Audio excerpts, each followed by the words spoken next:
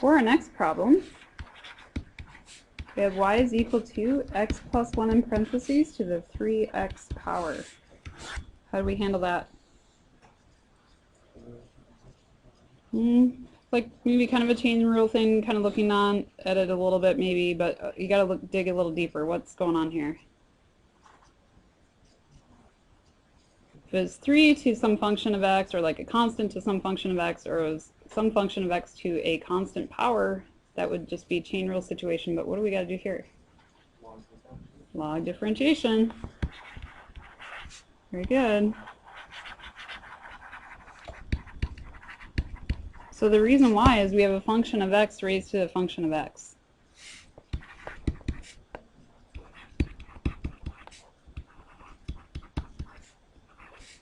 And just a reminder that those functions of x's in either location can just be x.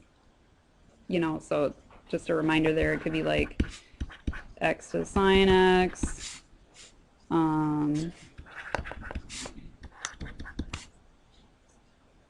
you know, you could have sine x to the x, you know, that one of those functions of x could just be x. It's kind of the point of being, or both. So that's what we got here, folks, right? X plus 1 is a function of x, and then we got a 3x up there. So we got to use log differentiation. All right, what's the first step of log differentiation? Yep, ln both sides. Good.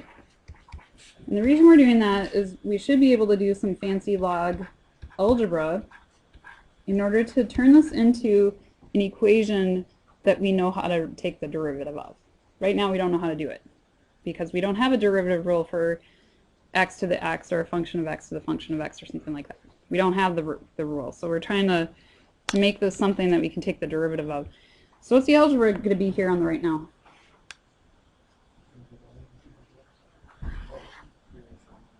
Three x comes down, good.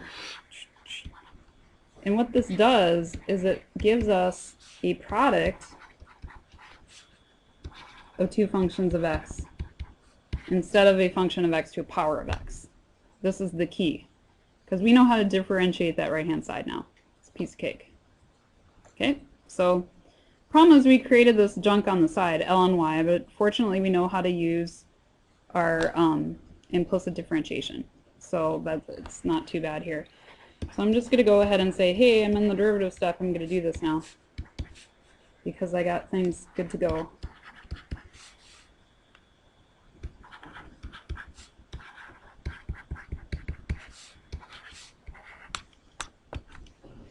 What do you get on the left-hand side? So what's the derivative of ln y with respect to x? 1 over y times dy over dx. And it's the same every time, so that's kind of nice. You can get that down. Now on the right-hand side, what's the big picture? It's product. Also, you could use the constant multiple rule here. This is an example of a function that I would not give a multiple choice on what the best overall differentiation rule is, because it really would be a tie between the product rule overall and the constant multiple rule, and then applying the product rule after. So this is one of those ambiguous cases that I'd be like, I wouldn't give you one of those. It should be crystal clear for that multiple choice problem. Anyway, just sorry, side.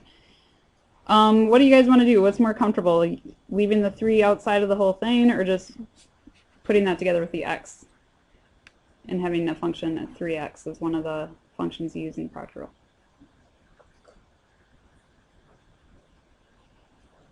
Probably keeping the 3 with the x? Probably, okay.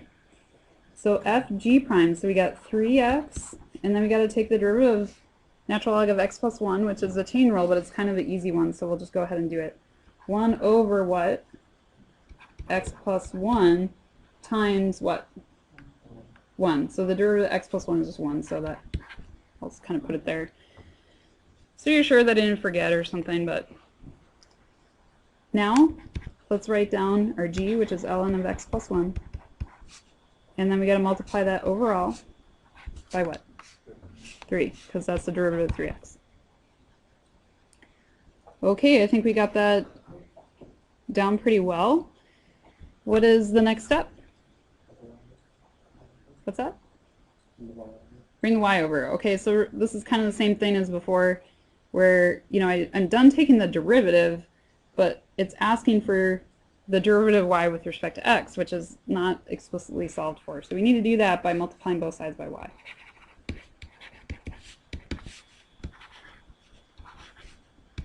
Now, an additional step with log differentiation is that you can write dy over dx as a function of x.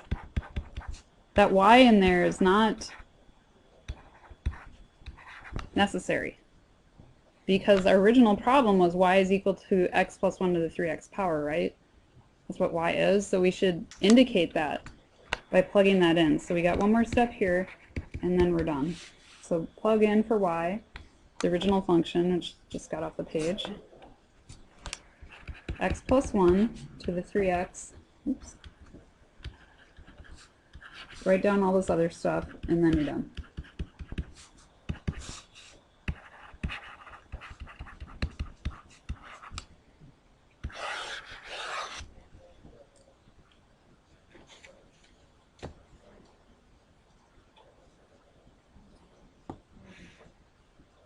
Okay, looks good. Any questions?